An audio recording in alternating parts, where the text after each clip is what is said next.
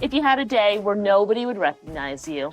I don't think I'd be that different, honestly. I dropped the whole trying to be something for somebody a long time ago, so I pretty much walk through the world except when I want to be funny or I want to do something outrageous.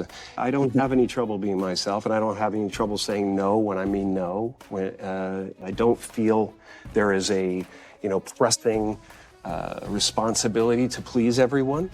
I'm not unkind to people. No. I love people. I would much prefer saying hello and who are you and what are you doing today than giving a selfie, because selfies stop the world. They stop life. You then go like that, and it's going on Instagram to give people a false sense of relevance. People talk about depression all the time. The difference between depression and sadness is just, from happenstance. Whatever happened or didn't happen for you, or, grief or whatever it is. And depression is your body saying, I don't want to be this character anymore. I don't want to hold up this avatar that you've created in the world. It's too much for me. Deep rest. Your body needs to be depressed. It needs deep rest from the character that you've been trying to play. I act because I'm broken in a lot of pieces. And acting gives me a chance to reconfigure those pieces into 1,000 different things that are positive for people to watch. Was there ever a moment where you first sort of realized, I want to be a performer. This is the thing that I want to do with my life? There was never any other choice. From the time that there was consciousness in the body, I was looking at a man named Percy, my dad, who was the most incredible character that you'd ever meet. If you met him for 5 minutes, you thought you knew him for 50 years. And he wrapped everyone that came into our house in stories and jokes, and I became his calling at a certain point, and he was always super behind me. But from the first time I can remember, him just lighting up the room, and him just wrapping everybody in a story or whatever, and going, oh, that's the thing I want to do. That's what I want to be. My father could have been a great comedian, but he didn't believe that was possible for him. And so he made a conservative choice. Instead, he got a safe job as an accountant. And when I was 12 years old, he was let go from that safe job. And our family had to do whatever we could to survive. I learned many great lessons from my father, not the least of which was that you can fail at what you don't want. So you might as well take a chance on doing what you love. I watched the effect of my father's love and humor and how it altered the world around me. And I thought, that's something to do. That's something worth my time. It wasn't long before I started acting up. People would come over to the house and they'd be greeted by a 7-year-old throwing himself down a large flight of stairs.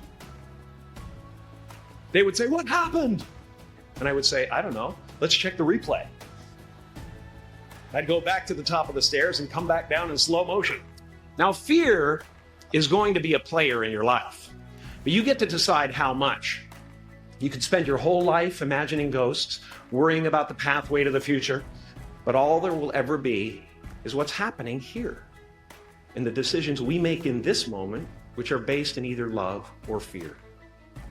So many of us choose our path out of fear disguised as practicality. What we really want seems impossibly out of reach and ridiculous to expect, so we never dare to ask the universe for it.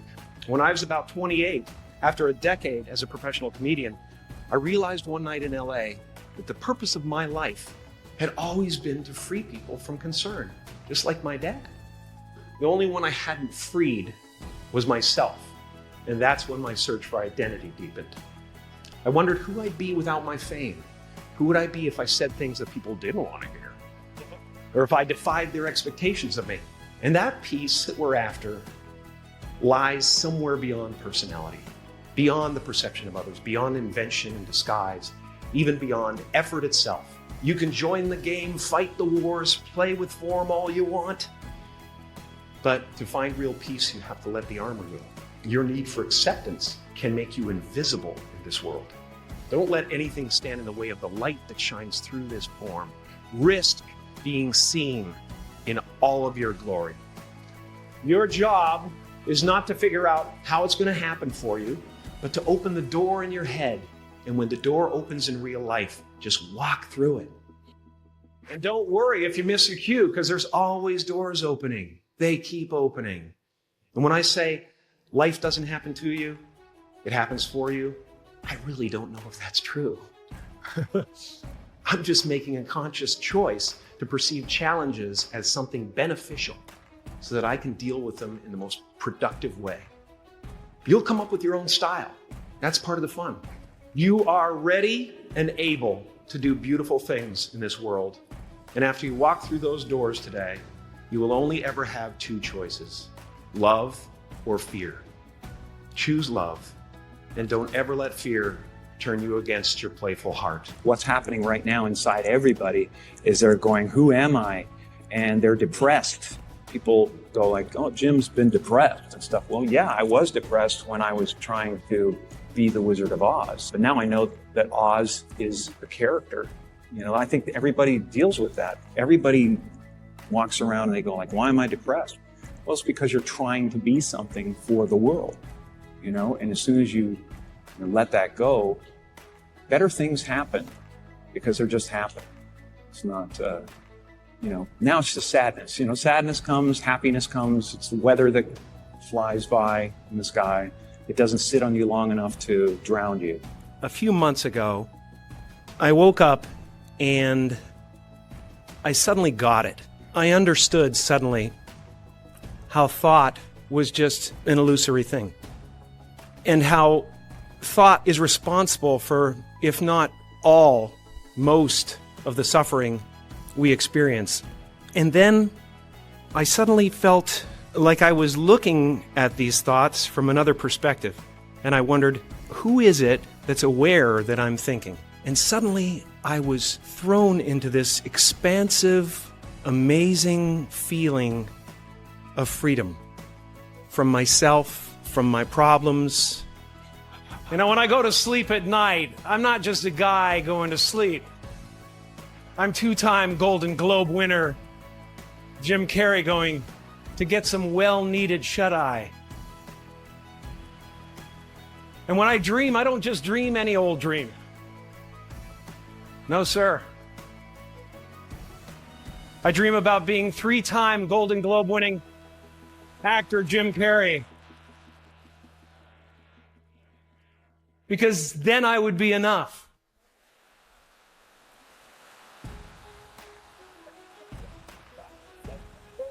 It would finally be true. And I could stop this terrible search. But what I know ultimately won't fulfill me.